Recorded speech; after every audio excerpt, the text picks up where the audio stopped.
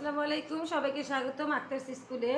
তৃতীয় শ্রেণীর বইয়ের হচ্ছে দেখো 58 নম্বর পৃষ্ঠায় তোমাদের উপরে যে গুণগুলো ছিল সেই গুণগুলো পর্যন্ত আগের ক্লাসে করে দিয়েছি। তো আজকে কথার অঙ্কে আমরা যাব। তো কথার অঙ্কে দেখো 3 নম্বর যে অঙ্কটা আছে এই অঙ্কটা কি বলেছে যে 4টিতে 1 হালি হয় 5 হালিতে কতগুলো হবে। হ্যাঁ, চারটিতে 1 হালি হয় 5 হালিতে কতগুলো হবে। এখানে দেখো আমাদের চেয়েছি কি হালি চেয়েছে নাকি কয়টি বা কয়গুলো, কতগুলো এগুলো চেয়েছে। আমাদের কিন্তু চেয়েছে কতগুলো অর্থাৎ কয়টি। তো সংখ্যাটা অর্থাৎ যে জিনিসের যে সংখ্যাটা আমরা ডান দিকে লিখবো, হালিটাকে বাম পাশে লিখবো, ঠিক আছে। কারণ যেহেতু এখানে বলেছে 4টিতে 1 হালি হয় অর্থাৎ 1 হালি সমান 4টি, আর 5 হালিতে কতগুলো হবে। তাহলে আমরা এটাকে এই কথাটাকে প্রথম লাইনে যেটা আছে এটাকে আমরা একটু উল্টিয়ে লিখবো যে 1 হালিতে হয় 4টি বা 1 হালি সমান সমান 4টি, এভাবে দিতে পারো। 1 হালিতে হয় 4টি, সুতরাং 5 হালিতে হয় কি হবে সেটা আমরা করব, ঠিক আছে। তো চলো আমরা এটা শুরু করি 3 নাম্বার। তো তার আগে বলে নিচ্ছি যারা আমার চ্যানেলটাকে সাবস্ক্রাইব করনি প্লিজ আমার চ্যানেলটাকে সাবস্ক্রাইব করে দিও এবং পাশে থেকে বেল আইকনের অল অপশনে ক্লিক করে দিও, আর একটা লাইক দিয়ে শেয়ার করে দিও, আর কমেন্টস করে জানিও তোমাদের কাছে কেমন লাগলো। তো চলো 3 নাম্বার আমরা শুরু করি যে 1 হালি আমরা লিখবো যে 1 হালিতে হয় 4টি। আমরা বইতে যেভাবে আছে সেই বই অনুযায়ী লিখবো যে 1 হালিতে হয় 1 হালিতে হয় 4টি। আচ্ছা, আমাদের বলেছে যে 5 হালিতে কতগুলো হবে। তাহলে এক হালিতে যদি 4টি হয়, 5 হালিতে কি বলো তো বেশি হবে না কম হবে? 5 হালিতে অবশ্যই বেশি হবে। আর বেশি হলে যেন আমরা কি করি মনে আছে, বেশি হলে আমরা গুণ করব, আর কম হলে আমরা কি করব ভাগ করব। তো 1 হালিতে যতটুকু হবে, যে কটা হবে তার থেকে 5 হালিতে তার থেকে বেশি হবে, সেই জন্য আমরা কি করব গুণ করব। 4 গুণ 5টি সমান সমান 4 5 কত হবে দেখো তো, 4 5 20টি। অর্থাৎ 1 হালিতে যদি 4টি হয় 5 হালিতে হবে 20টি, ঠিক আছে। তাহলে এটাই হলো আমাদের উত্তর। তাহলে উত্তর হবে 20টি। আচ্ছা, এরপর দেখো 4 নম্বর যে অঙ্কটা, 4 নম্বর অঙ্কটা কি বলেছে যে যদি এক গুচ্ছে 6টি ফুল থাকে তবে এরকম 8 গুচ্ছে কয়টি ফুল থাকবে। আশা করি এটা তোমরা পারবে, কারণ একটি গুচ্ছে কয়টি ফুল থাকবে। তাহলে আমরা এটা যেভাবে আছে আমরা সেভাবেই লিখবো, এটা আর আমাদের চেঞ্জ করতে হবে না। আমরা কি লিখবো যে এক গুচ্ছে থাকে 6টি ফুল, সুতরাং 8 গুচ্ছে থাকে কয়টি, ঠিক আছে। তো চলো আমরা 4 নম্বর শুরু করি। আমরা লিখবো যে এটা কোশ্চেন দেখে দেখে যেভাবে আছে সেভাবে লিখবো। এক গুচ্ছে থাকে 6টি ফুল, এক গুচ্ছে থাকে 6টি ফুল, এক গুচ্ছে থাকে 6টি ফুল, সুতরাং এখানে 8 গুচ্ছের কথা বলেছে, আমরা লিখবো 8 গুচ্ছে থাকে। এক গুচ্ছে 6টি থাকলে 8 গুচ্ছে বেশি হবে না, তো বেশি হলে আমরা কি করব গুণ করব, ঠিক আছে। তাহলে 8 বা 6 গুণন 8ও দিতে পারো বা 8 গুণন 6 দিতে পারো, কোনো সমস্যা নেই, যেটা খুশি সেটা আগে লিখতে পারো।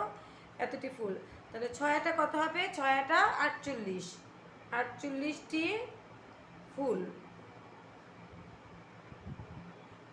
তাহলে এক গুচ্ছে 6টি থাকলে 8 গুচ্ছে থাকবে আমাদের 48টি ফুল। এটা হচ্ছে আমাদের 4 নম্বরের উত্তর। তাহলে উত্তর আমরা লিখব 48টি ফুল। বাস হয়ে গেল, ঠিক আছে। আচ্ছা, এরপর চলো আমরা 5 নাম্বার করব। 5 নম্বরে কি বলেছে দেখো যে তাসকিয়া প্রতিদিন 4 ঘন্টা করে বই পড়ে, এক সপ্তাহে সে কত ঘন্টা বই পড়ে। আচ্ছা, এক সপ্তাহে কত ঘন্টা বই পড়ে সেটা সে জানতে চেয়েছে, কিন্তু তোমার এখানে বলেছে যে প্রতিদিন সে 4 ঘন্টা বই পড়ে।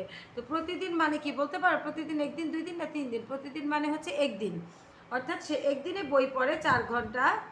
এক সপ্তাহে সমান কত দিন, আমরা জানি এক সপ্তাহ সমান 7 দিন। তাহলে 7 দিনে বই পড়ে কত ঘন্টা এটা আমরা বের করবো। হ্যাঁ, তো আমরা প্রথমে এটা উল্লেখ করে দিব যে আমরা জানি এক সপ্তাহ সমান 7 দিন।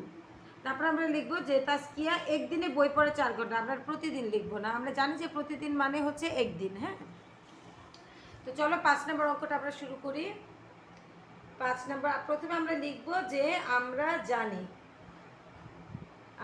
জানি এক সপ্তাহ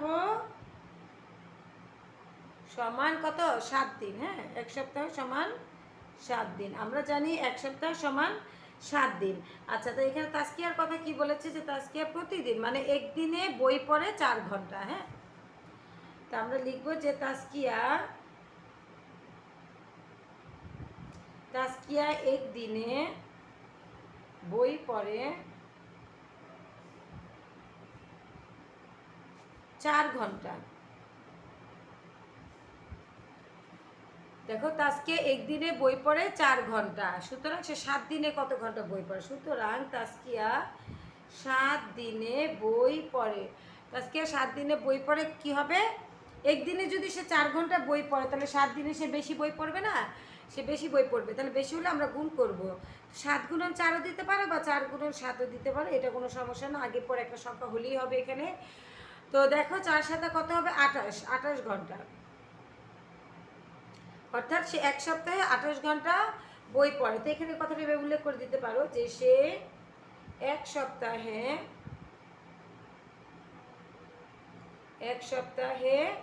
28 ঘন্টা বই পড়ে। বাস শেষ। আচ্ছা, তাহলে উত্তর হবে 28 ঘন্টা। উত্তর 28 ঘন্টা।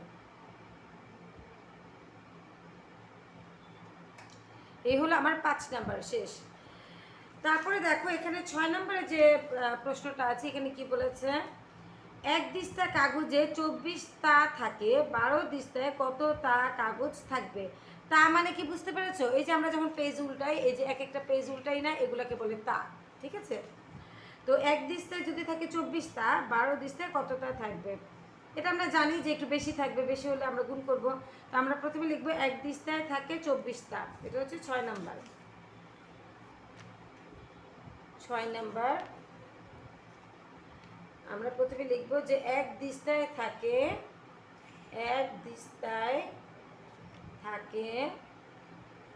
24 তা।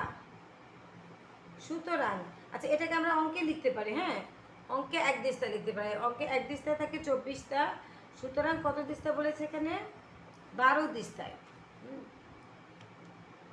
12 দিস্তায় থাকে বা কাগজ থাকে, এটাও তোমরা লিখতে পারো। তাহলে এটা কি হবে? 24 গুণ 12 তা।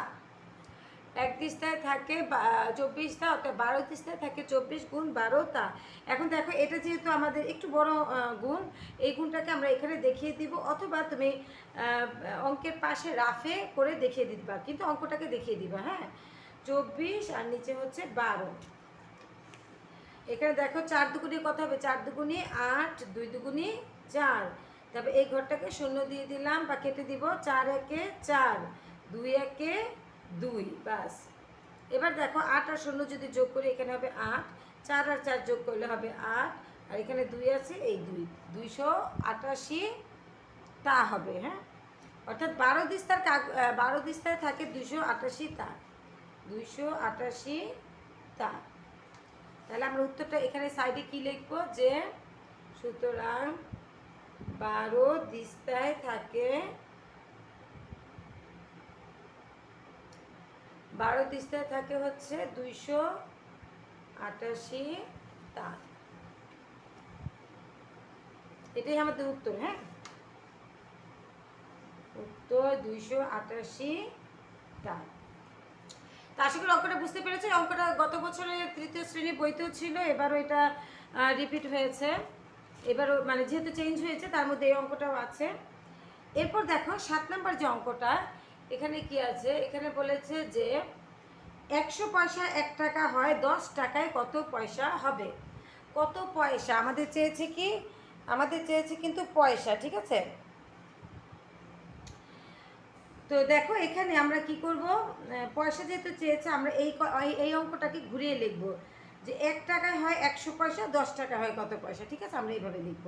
তো চলো 7 নম্বর অঙ্কটা আমরা শুরু করি। 7 নম্বর দিয়ে আজকে আমাদের ভিডিওটা শেষ করব, কারণ বেশি অঙ্ক হলে ভিডিও খুব বড় হয়ে যাবে, তোমাদের কাছে বোরিং লাগবে। সেজন্য ইনশাল্লাহ পরবর্তী ভিডিওতে আবার পরবর্তী অংশটা আপলোড দিব। তো দেখো আমরা এটাকে ঘুরিয়ে লিখব কত পয়সা হবে। পয়সার কথাটা আমি এখানে দিব। তাহলে লিখবো 1 টাকায় হয় 100 পয়সা। হ্যাঁ, 1 টাকায় হয় 100 পয়সা। 100 পয়সা। 1 টাকায় হয় 100 পয়সা। সুতরাং এখানে বলছে 10 টাকায় কত পয়সা হবে। তাহলে আমরা লিখবো যে 10 টাকায় হয় কত পয়সা। এই যে বেশি হবে।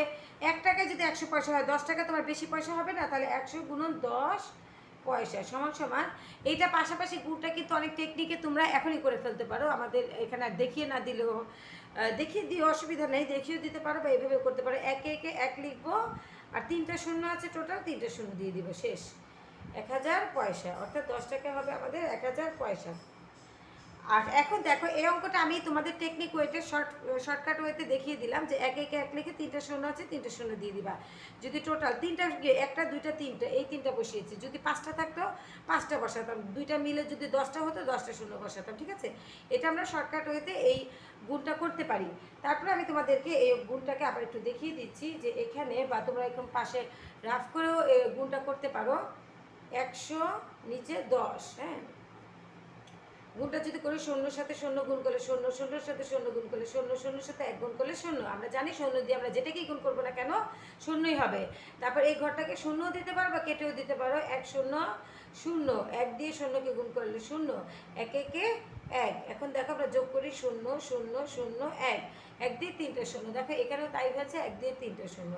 তাহলে আমাদের উত্তর কত হবে? উত্তর হবে 10 টাকা সমান সমান 1000 পয়সা। 1000 পয়সা। আমি আর ওই লাইনটা এমনি তুলিনি, যে তোমরা এইভাবে লিখে দিতে পারো। সুতরাং 10 টাকা, এই লাইনটা দিলে দেখতে ভালো দেখায় অঙ্কটা। 10 টাকা সমান সমান 1000 পয়সা, ঠিক আছে? তো আশা করি তোমরা বুঝতে পেরেছো। 7 নম্বর পর্যন্ত আজকে আমরা করলাম, 3 থেকে 7। তো যারা আমার চ্যানেলটাকে সাবস্ক্রাইব করনি, আবারও বলছি একটু সাবস্ক্রাইব করে দিও, পাশে থেকে বেল আইকন অল অপশনে ক্লিক করে দিও, আমার ভিডিওতে একটা লাইক দিও, কমেন্টস করে জানিও এবং কষ্ট করে একটু শেয়ার করে দিও, ঠিক আছে? তো তোমরা সবাই ভালো থেকো, সুস্থ থেকো, তোমাদের সাথে দেখা হবে পরবর্তী ভিডিওতে। আল্লাহ হাফেজ, আসসালামু আলাইকুম।